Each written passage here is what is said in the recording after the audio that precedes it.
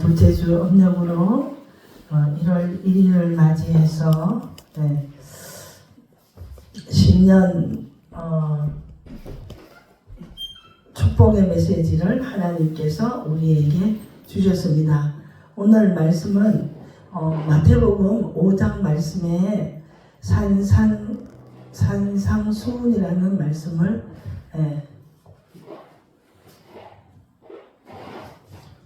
선포하려고 합니다.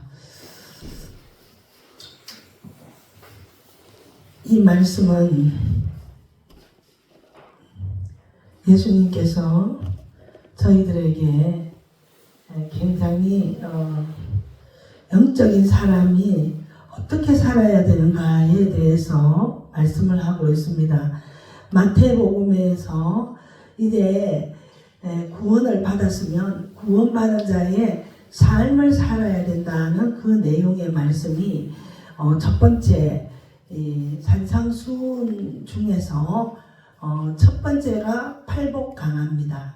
이 10가지 말씀을 주었는데 이제 이 땅에 살지만은 이제 천국과 통하는 영적인 삶을 살아야 되기 때문에 빛과 소금의 교훈이 두 번째요. 세 번째는 진정한 의가 뭔지 세 번째 교훈을 주셨고, 네 번째는 위선이 없는 그런 신앙생활의 실천에 관해서 네 번째 말씀을 주셨고, 또 우리 구원받은 자의 삶에 어떻게 살아야 하나님 앞에 가장 하나님 뜻을 이루는 삶을 살면서 우리 천국 백성으로서 이 땅에 살지만은 이 땅에서부터 영적인 생활, 천국 백성의 삶을 살아서 천국 가서도 잘 주님과 함께 살 수 있도록 여섯 번째 말씀은 그리스도인의 관심이 뭐냐,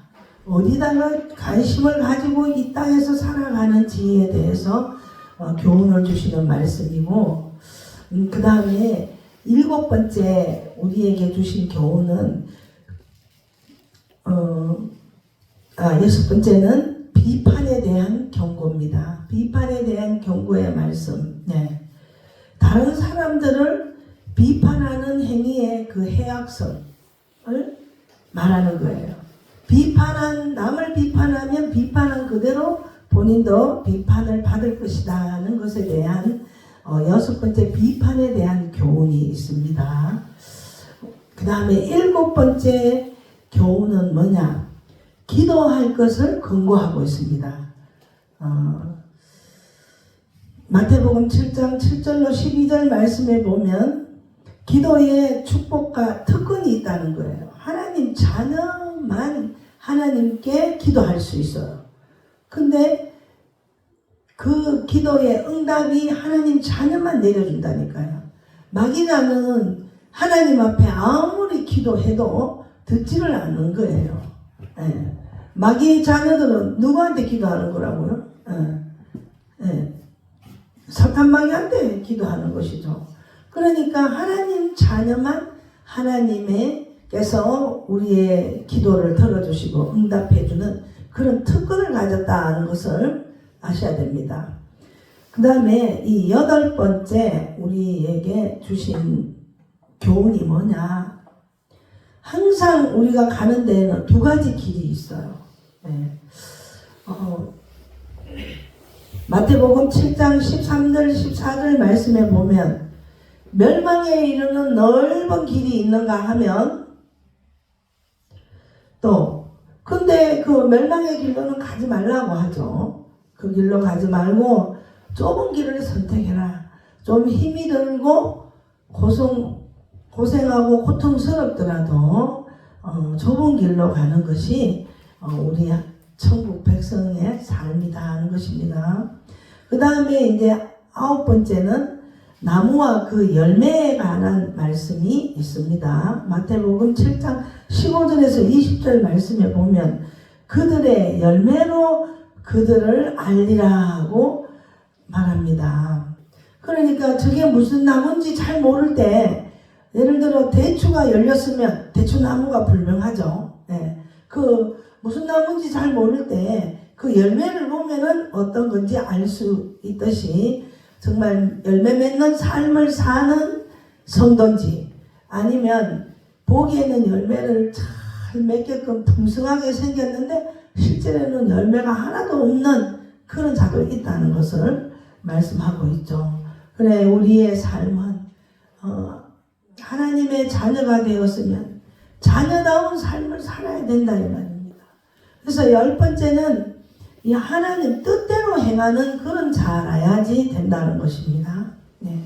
무엇보다도 하나님께 순종하는 것이 가장 하나님 뜻대로 사는 것입니다. 네.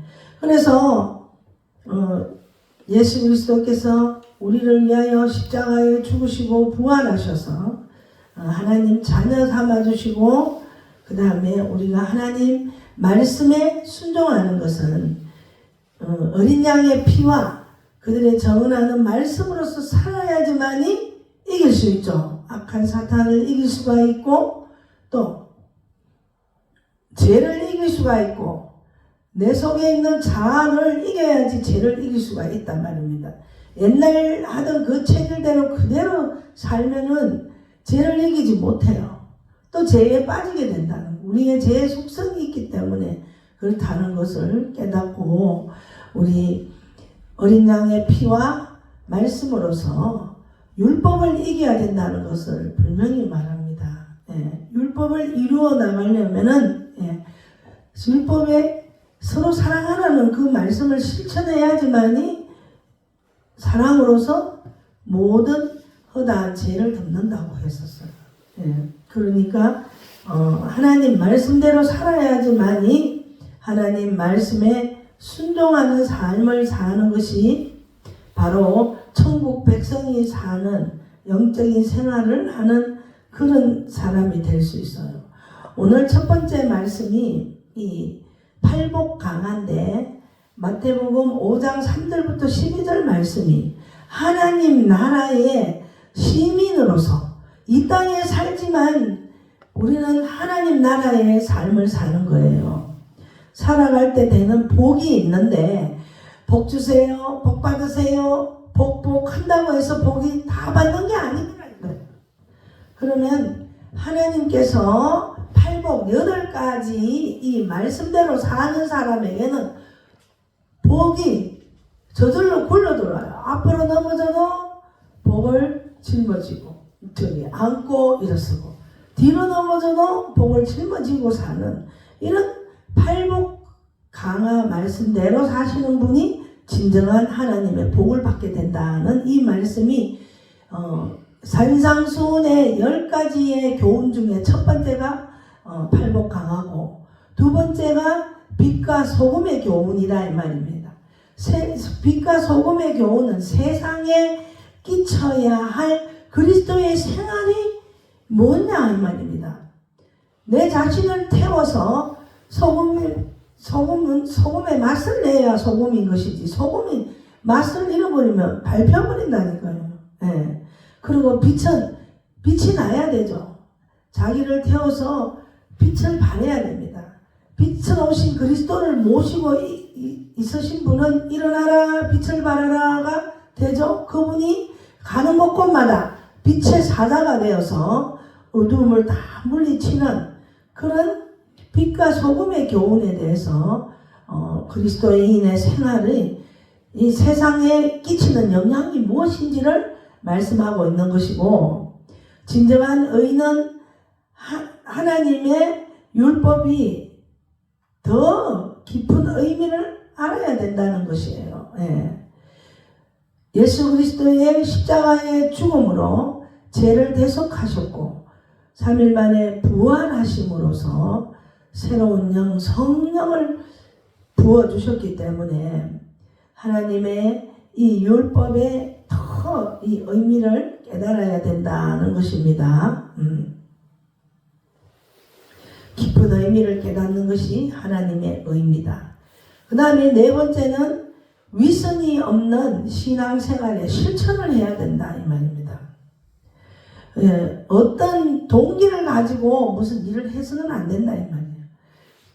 동기를 싹 드러내지는 안 하고 몰래 내가 이렇게 하면 누구한테 사랑을 받고 누구를 어떻게 교회에 장사를 하기 위해서 온다든지 이런 동기를 가지고 영적인 생활을 할 수가 없습니다. 예를 들자면 큰 교회 가면은 사람이 많으니까 사업이 잘 된다. 그래서 큰 교회 가는데 이게 동기가 잘못된 거예요.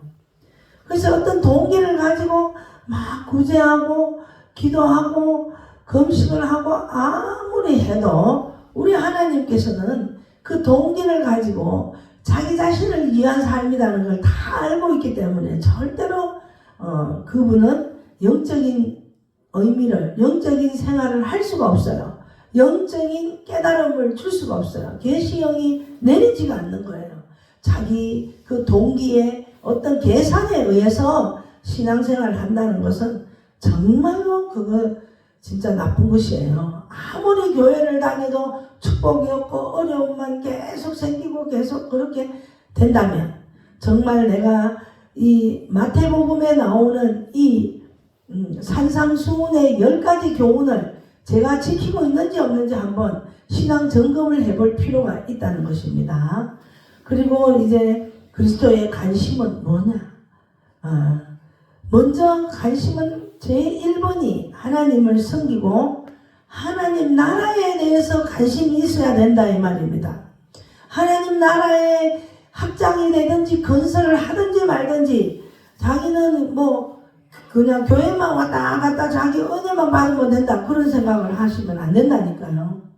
우리가 원네스 하나가 되어서 이 하나님 나라를 건설할 때 먼저 교회당도 있어야 될 거고 또 우리 신앙인에게 또 전도도 하고 선교도 하고 여러 가지 하나님 뜻을 이루는 일을 하려고 막 이렇게 할 때 그쪽에 대한 관심사는 없고 세상에 말이야 돈 벌여가지고 막 아파트 큰 거 사고 잘 먹고 잘 사고 좋은 차 사고 좋은 옷 입고 이런 데 관심이 있다면 이거 우선순위가 틀려버린 것이에요. 우선순위 행위는 그런 삶을 사는 사람은 그보다 작은 일에 대한 근심과 염려에서 우리를 벗어나게 해야 되는데 하나님의 관심사가 하나님 나라 건설하는데 관심이 없는 사람은 늘 근심 걱정에서 벗어날 수가 없어요. 네. 하나님께서 참 평안과 참 기쁨을 주시지 않습니다. 그런 분에게. 네. 관심사가 우선순위가 제일 먼저 하나님의 앞에 예배드리고 하나님 나라 건설하고 우선순위가 이쪽에 관심이 없는 사람은 수많은 걱정 근심이 막 오는데도 벗어나지를 못하는 이유가 우선순위가 틀렸기 때문에 그렇다는 것입니다. 이렇게 해서 산상수훈이라는 10가지 우리에게 교훈을 주셨습니다. 오늘 그 첫 번째로 팔복 강화에 대해서 말씀을 드리고자 합니다. 자, 마태복음 5장 1절부터 3절까지 다 같이 합독하겠습니다.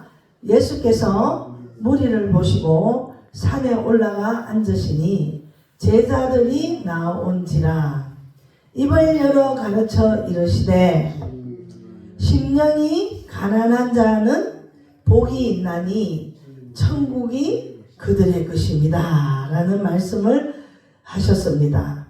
자, 심령이 가난한 자는 어떤 자가 심령이 가난한 자겠습니까? 어떤 자가? 네. 심령이 가난하다 하는 말은 우선 우리가 어떤 일을 하시죠. 네. 어떤 일을 할 때 인간이 완벽하게 다 할 수 있습니까? 다 하지 못한단 말이에요. 인간이 할 수 있는 한계가 있다는 것이에요. 그 한계성을 깨닫고 그 나머지 부분은 누가 해야 됩니까? 오직 하나님밖에 도와줄 분이 없다는 것을 인정하는 것이 심령이 가난한 자입니다. 그래서 시편 69편의 29절 말씀도 한번 살펴보겠습니다. 제가 찾아드리겠습니다. 시편 69편의 29절 말씀 다 같이 합독하도록 하겠습니다. 자, 오직 나는 가난하고 슬프오니 하나님이여 주의 구원으로 나를 높이소서. 아멘. 자, 하나님께서 구원의 축복을 주셨습니다.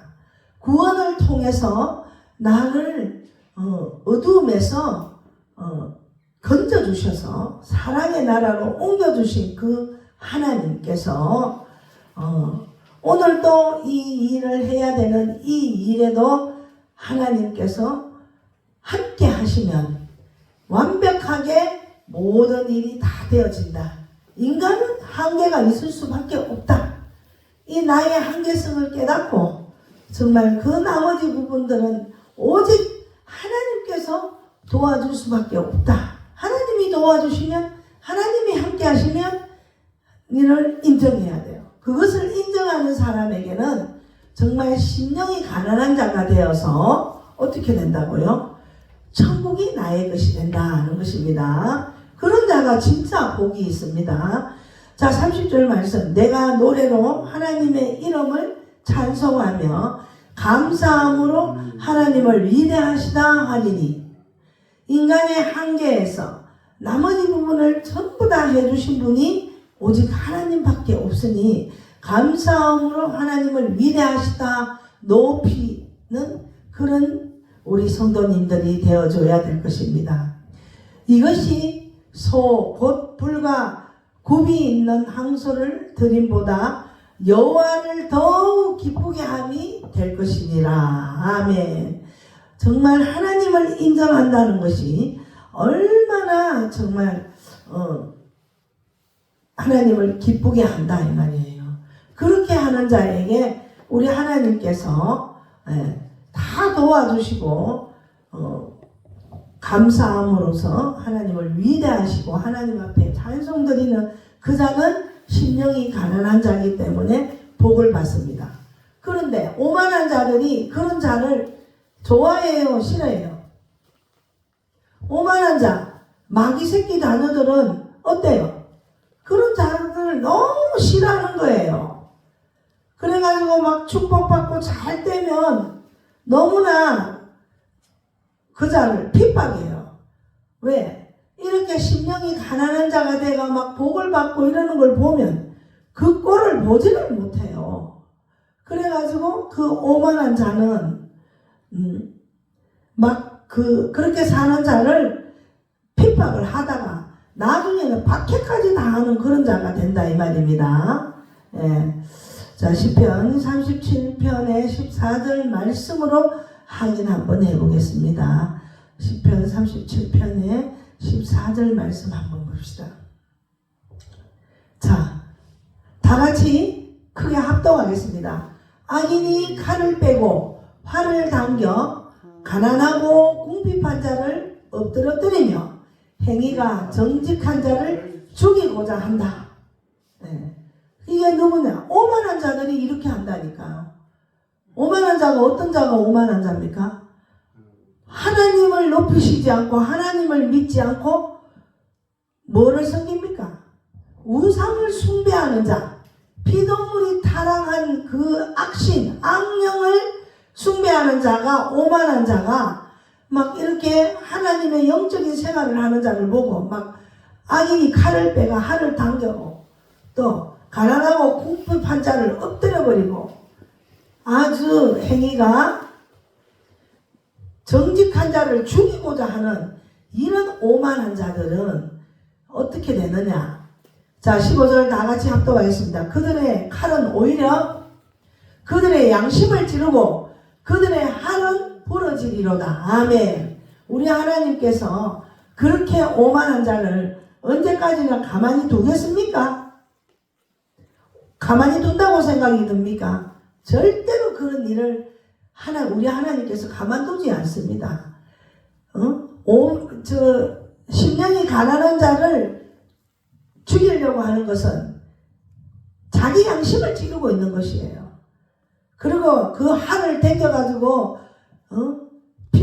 핍박하고 박해하면 자기의 그 한이 다 부러졌지. 그렇게 하나님이 그 자들을 절대로 가만두지 않는다는 사실을 믿으시기 바랍니다. 그래서 우리는 하나님 앞에 심령이 가난한 자가 되어야 된다는 것을 확실히 믿으시기 바랍니다. 자, 16절에도 한번 보세요. 의인의 적은 소유가 악인의 풍부함보다 낫도다. 악한 자는요, 오만 짓을, 악한 짓을 다 해가지고라도 돈만 벌이면 된다 하고 그렇게 막 사는 그거요. 그렇게가 돈 많은 것보다는 가난해도요, 적은 소유, 거기에서 행복을 느끼면서 사는 것이 훨씬 낫다는 것입니다. 자, 17절 말씀 같이 보겠습니다. 악인의 팔은 부러지나 의인은 여호와께서 붙드시는도다. 아멘. 붙드셔요, 안 붙드셔요? 적은 소유를 갖고 있을수록 우리 하나님께서 더 붙들고 계십니다. 그래서 여호와께서 온전한 자의 날을 아시나니 그들의 기업은 영원하리로다. 아멘. 이렇게 된다고요. 시편에만 그게 나와 있습니까? 아니에요. 성경 여러 군데 많이 있어요. 두려워하지 말라. 내가 너와 함께함이라. 놀라지 마라. 내가 너의 하나님이 되리라. 참으로 의로운 오른손으로 너를 붙들리라고 했습니다. 참으로 너를 굳세게 안고 우리 하나님께서 붙들고 있으면 다 회복이 되고 이 악한 자가 다 물리치고 우리 하나님께서 정말 온전한 자의 나를 아신다 이 말입니다. 그래서 우리 하나님이 붙들고 있으면 기업은 영원하리로다 라고 이 말씀을 꼭 믿으시기 바랍니다. 그리고 심령이 가난한 자는 어떤 자를 심령이 가난한 자냐 하면 내가 죄를 짓지 말고 잘 살아야 될 건데 오늘 이렇게 또 옛날 일이 하던 또 그런 재성이 또 툭 튀 나와가지고 아유 죄를 지었구나. 그걸 깨닫는 순간 뭘 합니까? 그 죄를 통회할 줄 알아야 돼요. 그리고 그 죄에 대해서 회개할 줄 알아야 된다 이 말입니다.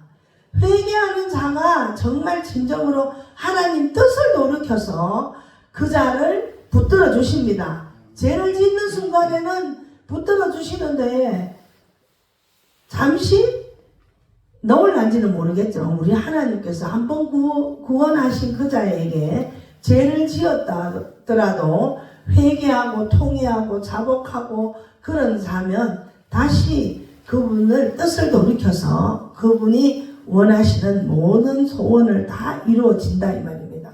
그런 심령이 가난한 자는 복이 있다고 말씀하셨습니다. 여기서 복은 어떤 복을 말합니까? 하나님 나라에 동참한 자, 그렇게 구원에 동참한 자가 누리는 특별한 그 영적인 기쁨, 영적인 것을 말하는 것이지 이 복은 육신적으로 뭐 물질만 들어오는 이런 복을 얘기하지 않는 것입니다.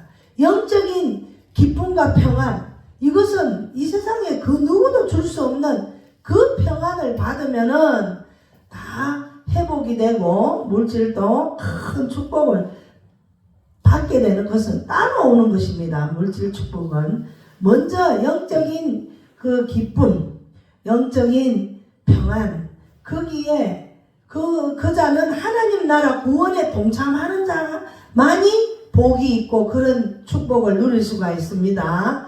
그래서 그분이 천국이 그들의 것이미요 라고 했습니다. 천국이 우리가 인간이 무슨 수고하고 노력해가지고 받는 것, 대가로 받는 게 아니라 이 말입니다. 천국은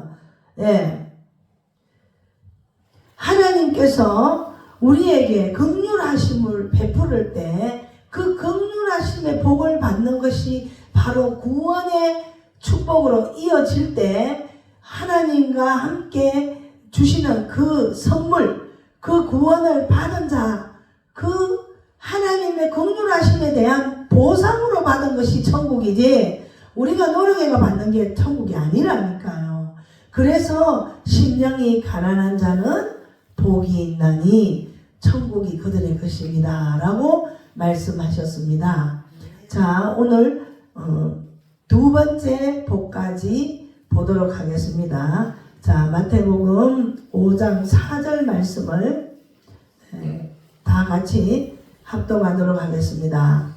자, 애통하는 자는 복이 있나니 그들이 위로를 받을 것입니다.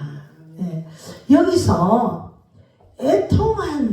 애통하는 자가 어떤 자를 애통하는 자라고 말하느냐 하면 여기서는 다 영적인 애통을 이야기하는 것이지 육신적으로 애통하는 자가 왜 육신적으로 저렇게 힘들고 눈물이 나고 억울함을 당하고 왜 저렇게 고통스럽게 되느냐 이 말입니다.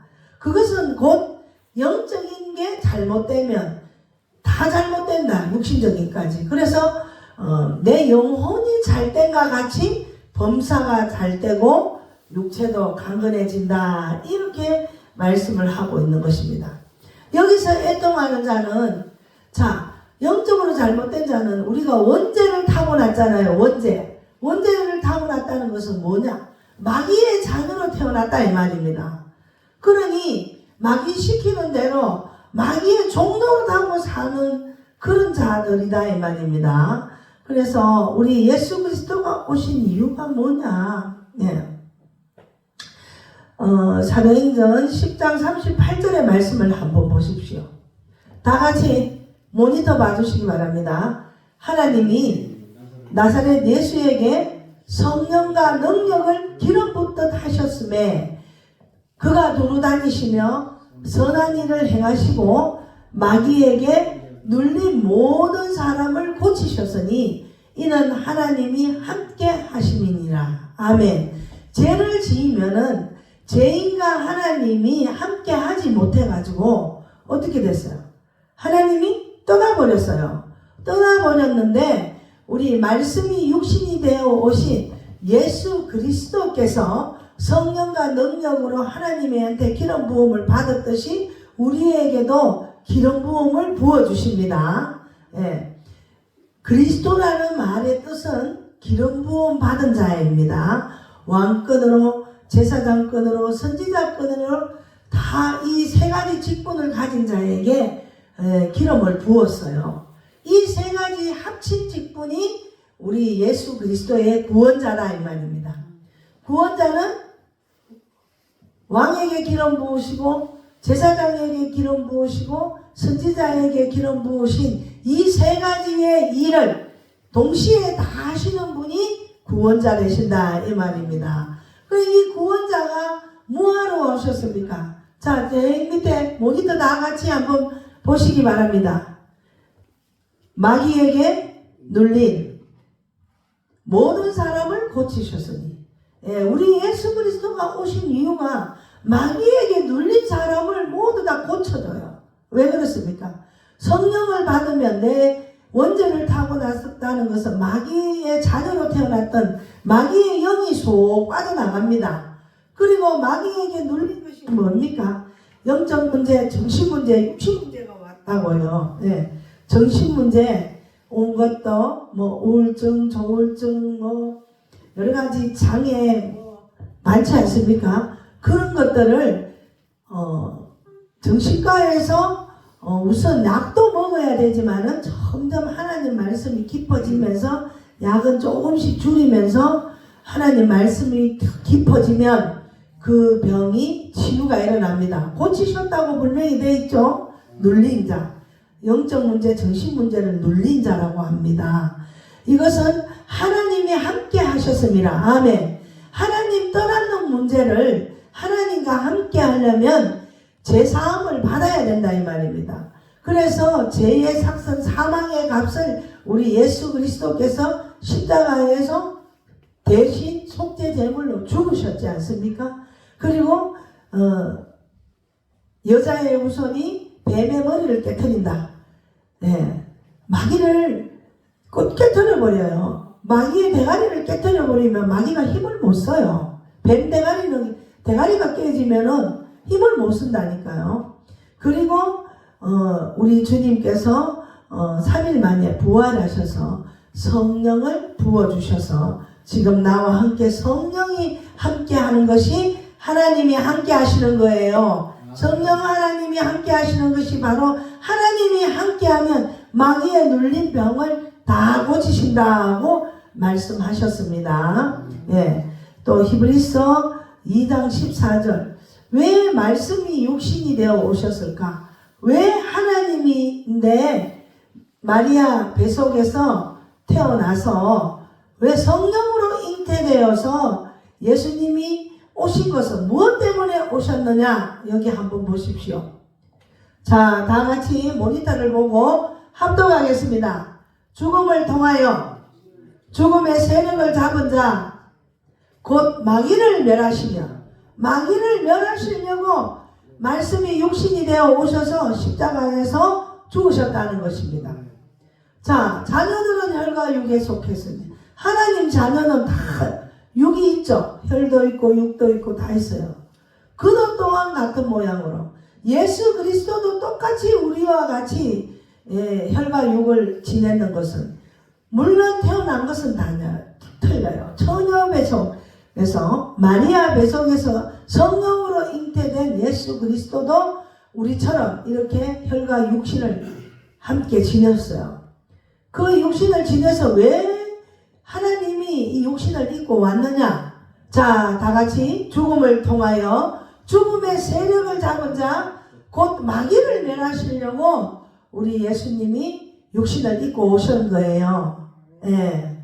이 마귀를 멸하시려면 십자가에 죽음을 통해야 됩니다.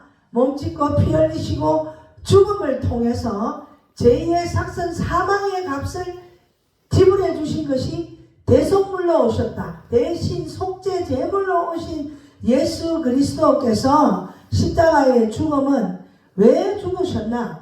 죽음을 통해서 죽음의 세력을 잡은 자 곧 마귀를 멸하시려고 왕권으로. 예. 마귀를 이 세상에서 이길 수 있는 사람이 있어요, 없어요? 아무도 없습니다. 사람은 마귀를 영을 못 이겨요. 그런데 이 마귀의 영보다 더 센, 최고 센 예수 그리스도의 영, 그리스도의 영, 하나님의 영이 와서 그 마귀를 멸할 수 있습니다. 여자의 후손이 뱀대가리를 깰 수 있다고 말씀하셨어요. 그래서 그렇게 깨지지 않으면 어떻게 됩니까? 한평생 마귀에 매여가지고 마귀의 종노릇 하면서 살다가 평생 마귀에 묶여가 죽고 난 뒤에는 반드시 심판이 있다고 그랬어요. 한 번 죽는 것은 정해져 있지만 그 후에는 반드시 심판이 있으면 어디로 갑니까? 마귀 자면은 마귀는 어디로 가요? 무지경 속으로 들어가죠. 그러니까 영원한 죽음인 불못으로 들어가기 때문에 지옥을 간다는 얘기죠. 그러니 그 한평생 매여가 마귀에 매여가지고 종로로 가는 모든 자들을 거기에서 빠져나올 수 있도록 그렇게 하는 것이 애통한 자를 복음을 전할 수 있는 거예요. 애통한 마음이 생겨야지 복음을 전하지.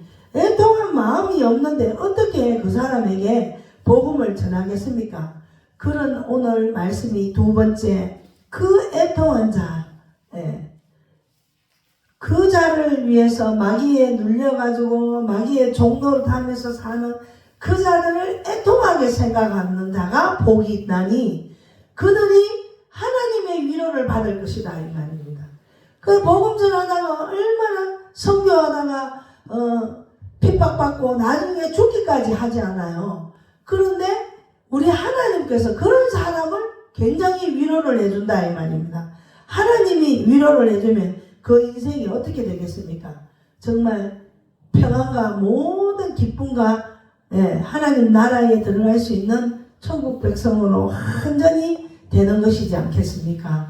그런 애통한 자를 위해서 신앙생활을 하면서 그런 자들에게 복음 전하고 하나님의 사랑을 입혀주시고 그렇게 해야지만이 복을 받는 것이지, 팔복을 했을 때 우리 하나님께서 정말 놀라운 복을 주십니다. 그래서 오늘은 팔복 중에 심령이 가난한 자는 복이 있나니 천국이 그들의 것입니다 라는 말씀을 보았고, 두 번째 복이 애통한 자는 복이 있나니 그들이 하나님의 위로를 받을 것이다. 우리가 영적인 신앙생활을 이렇게 해야 되는 것이지, 자기만 십자가의 죽음과 부활을 통해서 구원받고 절대로 다른 사람에게 복음도 전하지 않는 그런 사람은 정말 그 사람 성령 받았다고 할 수 있을까요? 정말 성령이 함께하는 사람은 정말 저 사람 저렇게 힘들게 살구나, 저것은 마귀의 자녀로 살기 때문에, 원죄 때문에 그렇구나, 그것을 깨닫고 내가 가서 저 사람에게 어떻게 하든지 마음문을 열 수 있도록 기도를 해주고, 저 사람 필요한 게 무엇일까, 육신적으로 필요한 것도 좀 주고, 이렇게 하면서 계속 복음을 전해야 되는 것이에요. 하나님이 함께 해야지 모든 문제가 해결됩니다 하면서 자꾸만 이래 복음 전하다 보면 어느 날 참 그 집에 들어온나 이렇게 얘기해서 복음도 전하고 예수 그리스도도 영접시켜 주시고, 또 이제 때가 돼서 또 교회로 같이 한번 가보자 해서 인도도 하고, 그렇게 애통한 자를 긍휼을 내가 받았으니까 저 사람도 긍휼을 베풀음을 받아야 되겠다 하는 그런 마음을 가지고 신앙생활을 하는 자가 진정한 복이 있고 하나님의 위로를 받을 것입니다. 그런 자에게는 형통한 복이 임하시어 시온의 대로가 열리는 축복받기를 주님 이름으로 축원드립니다. 아멘. 찬양 한 곡 올려드리겠습니다.